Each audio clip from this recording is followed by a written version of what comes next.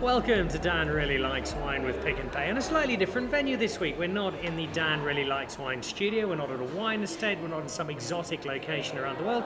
Instead, we're in a rather dodgy part of Johannesburg, but for very good reason, because this is a part of Johannesburg with great history, and it's one of my favourite places to visit. This is the head kitchen and the original home of Nando's, who brought us peri-peri chicken and continue to bring us South Africa's very favourite food right around the world. And joining me today is the head of wine at Nando's, who also doubles part-time as the Chief Marketing Officer. Doug, lovely to be here. Just give us a sense of the history of this place, where we are today. Yeah, really good. Thank you for coming along and bringing some liquid assets for us to enjoy with the world's best flame-grilled peri-peri chicken. Where you are today is the Nando's Central Kitchen. So this is the original home where all the chicken that you're about to eat was basted before being sent out to be grilled at a restaurant. We've kind of outgrown the facility from a chicken basting perspective. And so it just remains the home of Nando's, the Google of chicken. I spend a lot of time eating Nando's around the world. In fact, one of my favourite places to eat Nando's isn't actually in South Africa. It is in Scotland, in St Andrews, where you have this vast Nando's. It's the size of Belgium, and it's full of artwork and wonderful chicken and great people, and we have a terrific time there. Before we get into the actual chicken, though, just to give you a little extra street cred and to remind me of why I was avoiding your messages for a long stretch of time, you've just had a pretty awesome wine trip out to the west coast of America. Yes, that's true. It was a personal trip. It wasn't funded in any way by Nando's, not this time. But my family had never been to the United States, so we went to California, and we spent a month there doing things like Universal Studios and San Diego, and spending a fair amount of my pension on some fairly decent wines from the Napa region. And I'll say this: it was spectacular, but it doesn't even begin to touch how special South African winelands are, and in many degrees South African wines are a lot better. I'd agree. I've spent some time out there as well. It's a lovely part of the winemaking world, but we certainly compare very favourably indeed. I'll go back to Scotland then and go back to the dinner. So I was having dinner around the Alfred Dunhill Links Championships. The South Africans invaded Nando's very excitedly. Good. A lot of well-known South Africans, like Jacques Callis was there, Mark Boucher, Kevin Peterson, who was South African that night. It kind of depends who's playing what sport on any given day. And we all loved it. But a conversation came up quite early. In fact, my friend Frank Favier, who lives in Switzerland, was the question of, when you are eating Nando's, as we do so often and with such relish, what wine should we drink with it? So I've brought some wine along to sample, not just the wine, but also several of your Nando's dishes, and see what pairs up. But as an entry point for the discussion, do you drink much wine with your Nando's? And if so, what have you drunk in the past? Not a huge amount of wine. Nando's shares a shareholder with one of South Africa's favourite vineyards, Spear. So that's often paired, very usefully. The Spear private collection, the Chardonnay in particular, goes very nicely with certain Nando's dishes. More white wines than red wines. A chenin is a very good pairing for some of the spicier dishes, and then some of the drier varietals. Life from Stone, very nice. Certainly some of the older vintages. I know you like old whites, so those are some of the ones. But this is as much a voyage of discovery for me as it is a voyage of pointing it up for you. All right, so what I've done, I've brought along some white and some red. From the white selection, I've got what's possibly my favourite South African white wine at the moment. It is an albariño from Newton Johnson. It's a grape we're starting to see more of. The Spanish and the Portuguese make a lot of it, so I felt it was very appropriate to bring it along. I then popped into Pick and Pay, and I managed to get some of this Planalto Douro from Portugal. They've got a surprisingly good selection of Portuguese wine in Pick and Pay, so I brought that along. And then it's not Portuguese, but some Optenhorst Chenin Blanc, which you're going to save for the peri-peri at the end. I love a Chenin with curry, so I'm quite interested to see how that goes with the peri-peri. And then from the red selection, some Allesverloren, Tinta barocca, another great Portuguese grape, some touriga nacional from the Krans, and then another bottle of Portuguese red, the one sitting in the middle there, de Ferreirinha, who I think used to play in the midfield for Porto for a few years, the Esteva Douro. It all sounds more authentic if you give it a really bad you need to lean into those consonants, Right. So I'm going to kick off with some of this albariño. It's nice and chilled, and it's beautiful wine in terms of just that sense of just really steely. It's not made in any wood. It's got a lovely minerality to it. You won't get much fruit out of it, right? But it's kind of, I guess, it's a Sauvignon Blanc that's been to boarding school. Really. It's toughened up. So before we try the food, just a first cheers. Yeah, cheers. There we go.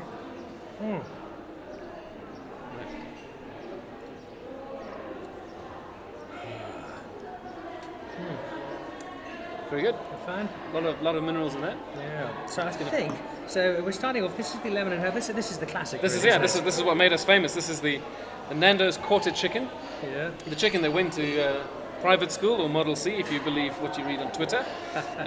It's basted in a lemon and herb basting, which is a good entry point to the peri-peri. But we'll talk a bit more about peri-peri in just a second. All right. Enjoy. Well, let's try this. Thank you.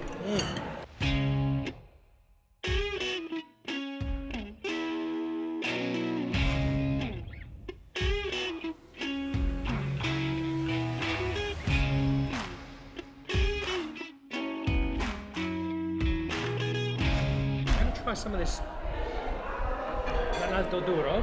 I haven't actually had this before. No.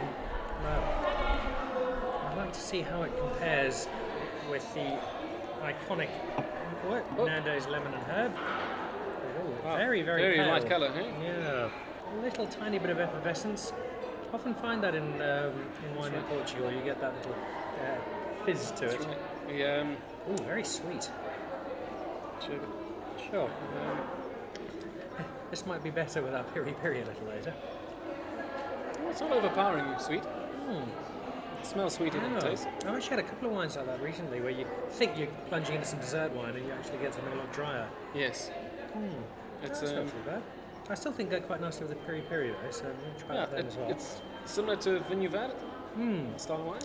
Or... There we go. Said like a man whose father-in-law is Portuguese. Indeed. All right, I'm going to have one last mouthful of this lemon and herb.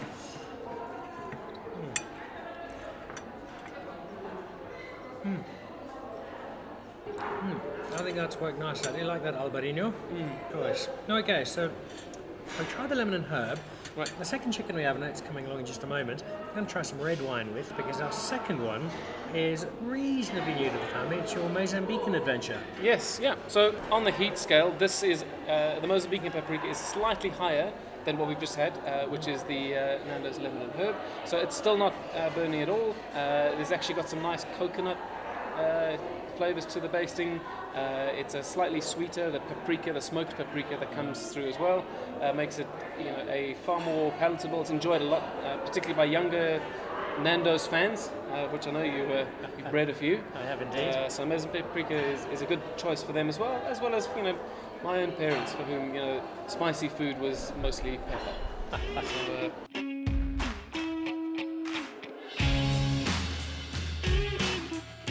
So we're moving on to the Mozambican paprika, which I tried a little hesitantly last time. I wasn't sure about it and loved it, and I've eaten vast amounts of it ever since. Right. I'm quite keen to try this out with some red wine, because the theme of we must only ever eat fish with white wine and only ever eat red meat with red wine is a lot more pliable than I think we're often given credit for.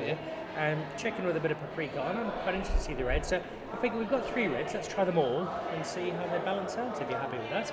Fantastic, let's do that. Where should we start? A little bit of Allesverloren, the tinta barocca. There we are, sir. Can I pour for you? Can indeed. All right, and we're eating this with... So this is the one of the newer additions to the Nando's menu. We launched this in winter this year. It is the bougie bowl. It is a Nando's tender fillets basted in the Mozambican paprika basting with some grilled corn, some peppers, some spinach on a bed of spicy rice. It looks ridiculously healthy, but also particularly tasty. We'll have to take a slight detour after the peri-tato salad, but okay.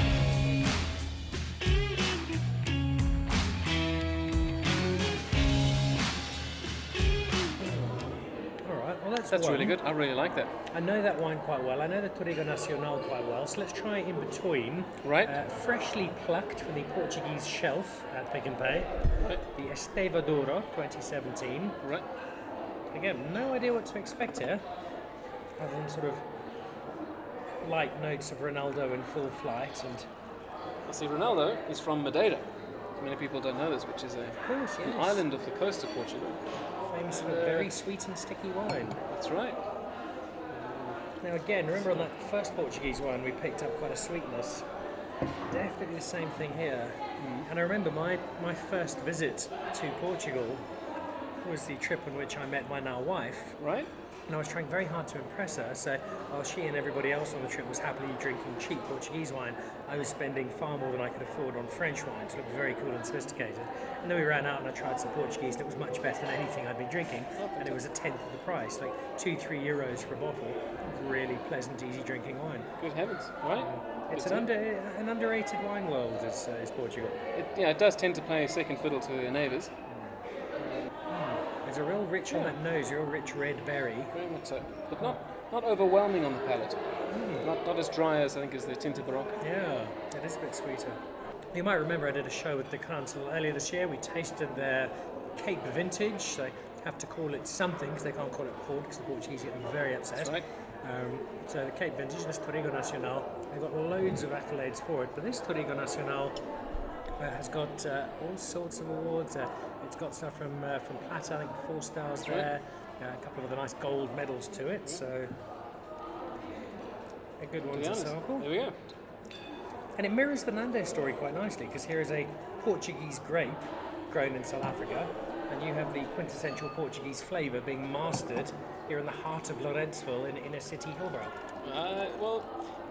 Yes. So I mean, a large part of the Nando story is Mozambican more than perhaps is Portuguese. Whilst Portugal are a big influence in the style of food that we cook, it's Portuguese didn't bring us pap, but Nando's Casa Pap is our take on a local South African favourite.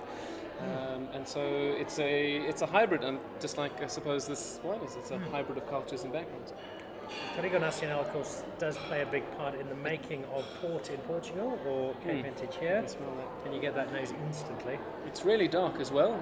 It's a really, really almost black, relative to what we had before. Oh, it is nice. I've still got some lingering paprika from the previous mouthful. I'm going to have some more just to balance them off. And again, it is that smokiness. And there's a heaviness to that. It's probably not the best glass of wine to have at lunchtime on a summer's day. Have a good sleep after this. Oh.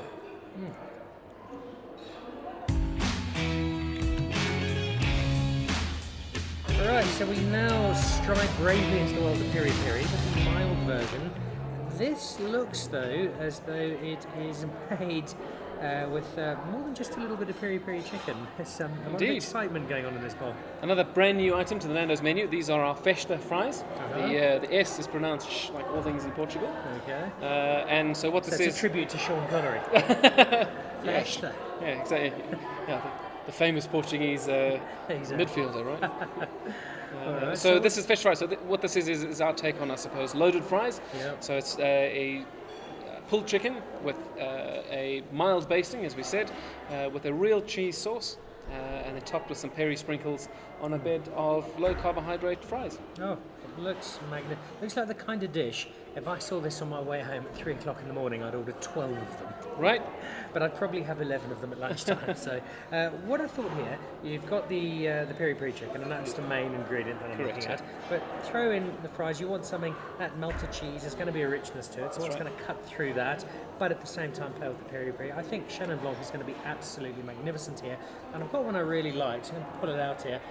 This is Optenhorst. This is from the Bosman, 7 generations of making wonderful wine. Unfortunately, they've got a photo of me at security because I've tried to break into their vault several times. They've got all this wonderfully old wine that they don't let me near because I try and steal it all. They make some grey wine. They make some really cool and different varietals. But this is their single vineyard Bushvine Chenin, and it really is the cool kids wine at the moment, the Bushvine Chenin. And I think between the richness of cheese and the spice of the peri-peri, this could be world class. So let's give it a go. Thank you. In the glass of Nando's global head of wine. Already the richness of colour of that Chenin.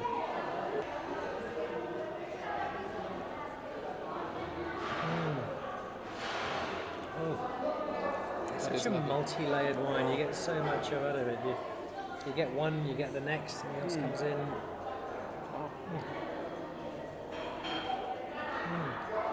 I think this is probably my best example. I talk about people attempting to murder Sauvignon Blanc by cold, but you lose so much from a Chenin or a Chardonnay if you drink it too cold. Yes, you don't want it warm. Warm wine is dreadful. Warm white wine is particularly so.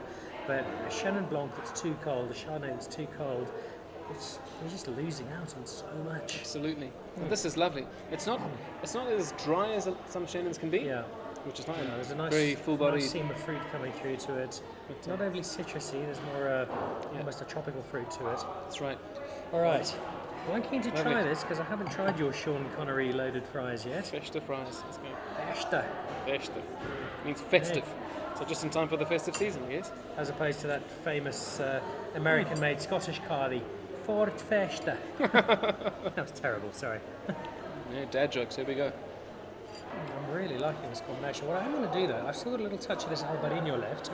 It's obviously nowhere near the... I'm not sure it's going to stand up, but let's try. I think it'll be a good example of a wine that maybe does get slightly overpowered. Correct, yeah.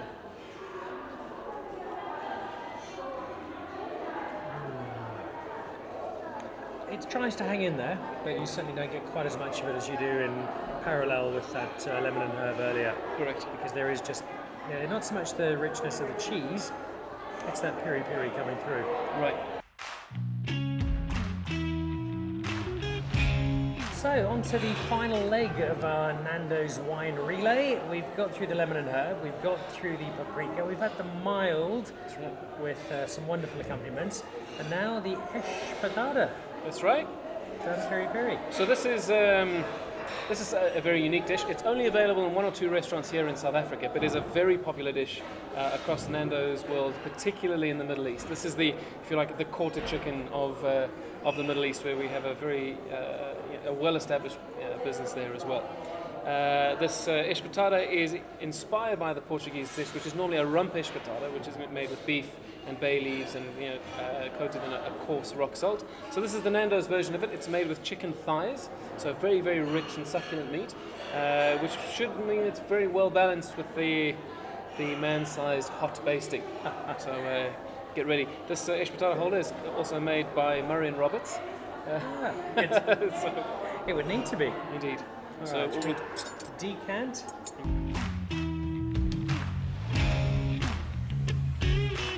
So, I'm not sure where to start, to be honest. I'll tell you what I'm going to do.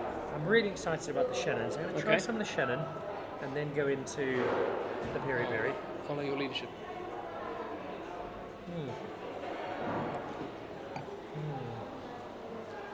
That is lovely. Right. What we do have, if you find the hot basting a little overpowering, which you shouldn't, it should be well balanced, but we do have the new Nando's Galaxy milkshake, in which traditionally you would have a milkshake just to balance out some of the heat from the peri-peri. Peri-peri chicken and a Galaxy milkshake. That's right. It's mostly blueberry inspired, but you can see all the various colours of the night sky, which if you close your eyes after hot Nando's. It does look spectacular. Lovely bit of caramelisation, to paraphrase Peacock Wood. Oh, lovely.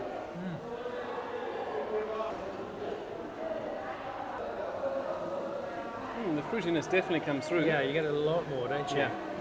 Almost like that sense of, with an Indian dish, you've got that fruit chutney or... Yes, that's right. Very similar. I do like that. It is definitely the Chenin fighting for its life. So,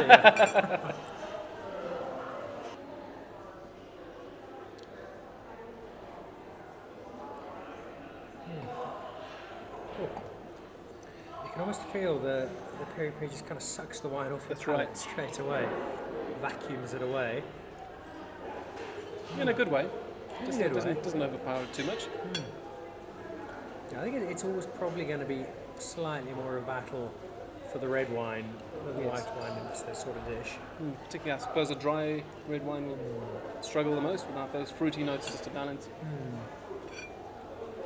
Okay, so this is the penultimate wine to try. The peri-peri. That's great. That's the Esteva Douro. You wonder if you fall victim a little to stereotype, and that I kind of imagine that the Portuguese eat peri-peri 3 times a day, and therefore they'd make their wine. Well, it is an aftershave in Portugal, so. But yeah, that's again when we tasted it the first time, it wasn't as sweet as the nose suggested, but there was a nice fruitiness to it. And that's with all curries, with all spicy food, that does help with the wine. Yeah, it's not as heavy. I find the fruit isn't as strong on this as say the tinta barocca, and it's got a slightly broader palate which I really enjoy. I think it complements some of the more savoury elements of the dish. So if we give the final scorecard, Right. I think I know where I'm sitting, but I'll let you give the first one each. When we go with the lemon and herb, your choice would be? Without question, the effervescent, I forget it. The Douro. The Douro. Yeah. All right. Definitely. I'd probably go towards the Newton Johnson, but just because I'm besotted with it as Right, a wine. I yeah. like that albariño. Yeah, that'll go with your milkshake, I'm sure. Planalto would be a close second. We then moved on to trying out the paprika. Yes. What one really worked for you there? The touriga nacional worked very nicely. Both agree quite there. smoky and heavy. Yeah, and I was pleasantly surprised by that. I wasn't expecting too much success from the reds. From the beginning of the peri-peri, the milder one. The milder one, something like the Esteva, I think worked really nice, although it's a coin toss between that and the Allesverloren. Yeah. I think I those thought two the worked really Allesverloren nicely. worked very nicely for me there. The Yeah. smokiness on both of them Definitely. paired beautifully. And then I think we're both very firmly agreed that when it comes to the final one, it's that chenin blanc that does the trick. No question. No question. Although none of them paired very badly. I think obviously the hotter it got, it was spicier rather. It got some of the white wines struggled a little more. But very definitely, the Esteva Douro was a good find. Yeah. I'm very pleased with that. I'll jump at Pick and Pay for that for the weekend. All right, so there we go. Just it's a bit of fun, but I think it's also a really important way of looking at wine, and not saying that wine and food always has to be a gourmet pairing. It doesn't always have to be a 17-star Michelin restaurant. Here we are sitting with some Nando, some wonderful food, but very accessible everyday food, and we've paired it with some really, really cool wine. And we could come back tomorrow with 6 completely different wines and have just as much fun doing the same. I look forward to it. So there we go, from the Nando's head kitchen in the heart of Lorenzville. It's been a wonderful symphony of chicken and wine. Turns out wine goes a lot better with Nando's than you might have expected, but whether it's pizza or burgers or any kind of food, remember, as long as you're eating, there's a wine that'll go with whatever you have on your table. So enjoy, thanks for joining us, see you again next week, enjoy.